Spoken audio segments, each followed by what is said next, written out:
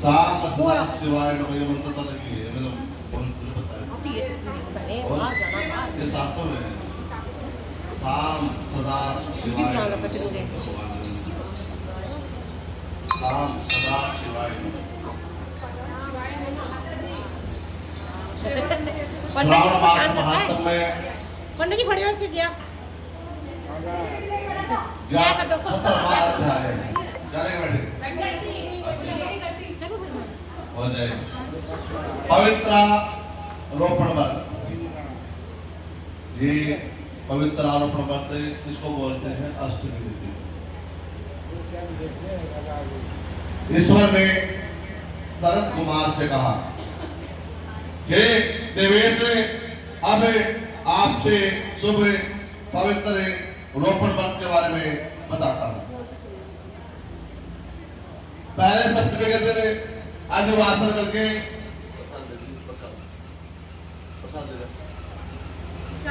अष्टमी को पवित्र आरोपण व्रत करना चाहिए।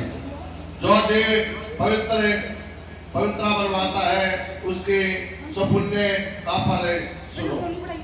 हे विपरे, वह सब यज्ञ, दान, व्रत, तप, अर्चना, ये सब फल प्राप्त होते हैं। इससे यहाँ कोई संशय की बात नहीं। तो कहते हैं जो हम व्रत करते हैं, अर्चना करते हैं, पूजा करते हैं, जप करते हैं, तप करते हैं, इससे बहुत से पुण्य प्राप्त होते हैं, बहुत ज्यादा पुण्य प्राप्त होते हैं। उन पुण्य को हमें बता भी नहीं सकते, क्योंकि सर्वगता शिवा निस्सब में निवास करती है। अतः न तो आदि दुख, पीड़ा तथा व्याधि होती है और न ही उस व्यक्ति को शत्रुओं का भय रहता है। न ग्रह से पीड़ा उत्पन्न होती है, वह उसके अल्प और महान सब कार्य सिद्ध हो जाते हैं।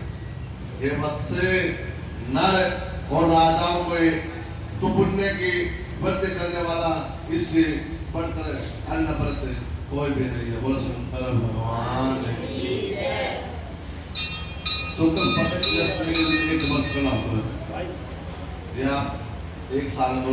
वैसे प्रत्येक व्रत का विधान 5 साल का होता है, जो हम महीने का व्रत करते हैं। 5 साल तक हमें व्रत को करना चाहिए। 12 बजे 60 अष्टमी का व्रत हो जाता है। शरद कुमार ने कहा, है देवादिदेव महादेव, जो आपने पवित्र आरोपण कहा है, हे स्वामी ने आपने निर्माण की विधि और उसके सही विधि के बारे में कृपा करके बताइए।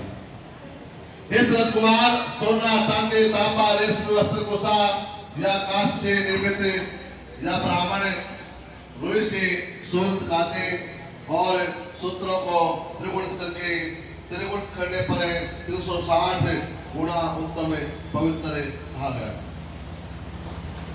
360 सूतों से जो उत्तम 270 के मध्यम और 180 सूतों का अदम होता है।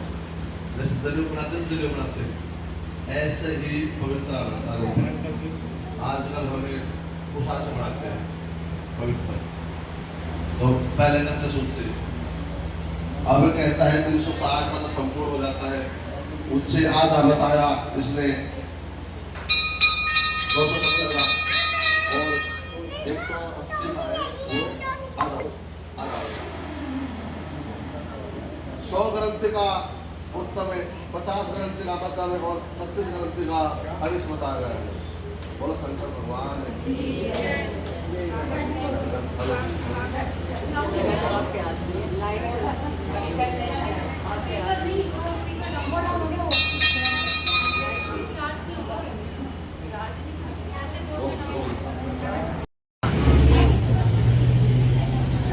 और 3, 4 और 2, 12, 24 12 और 8 ग्रंथ का पवित्र निर्णय करिए। 108 ग्रंथ का उत्तम है, 54 ग्रंथ का मध्यम है और 27 ग्रंथ का गणेश माना जाता है। जैसे मारा होता है 108 ऐसे ही संबंध का था और 27वां अगर हमें कंठा पूरी माला नहीं पहन सकते तो 27 भी कमल भी पहन सकते, कमल भी नहीं पहन सकते तो 27 क्या बोल दे सो। और सर्वत्र भद्र वेदी बना करके पवित्र बांस के पात्र में तीनों सोतों को रखे।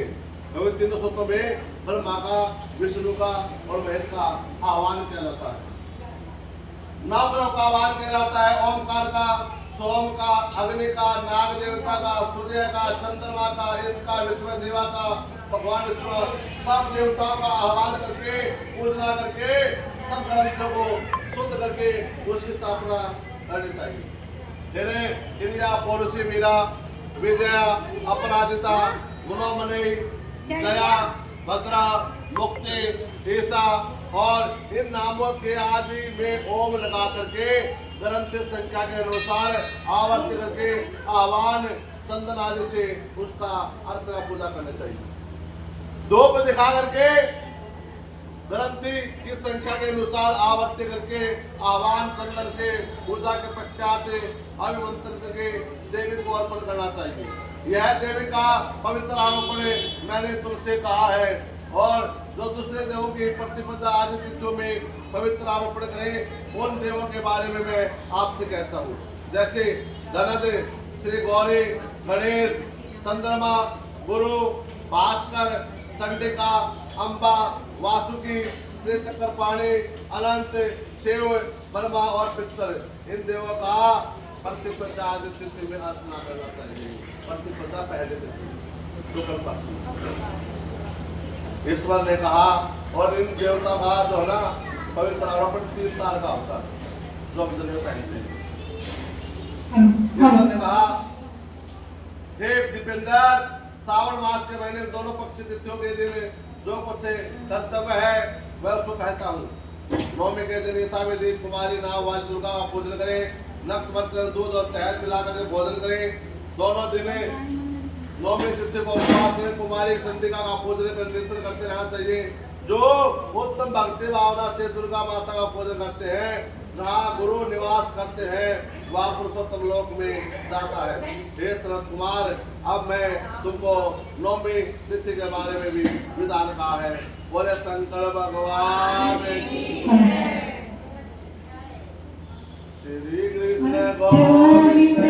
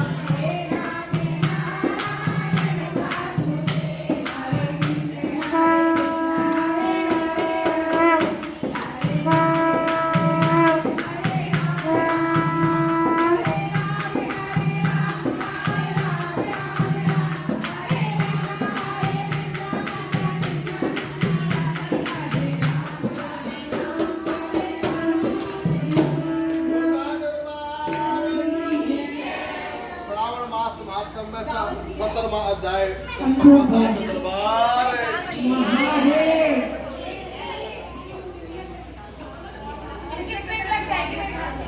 दरबार की क्वालिटी बहुत सुंदर आता है। हमें नॉलेज पड़ती है।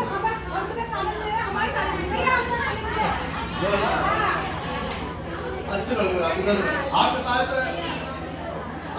होती है। कभी नहीं करी, जाते दरबार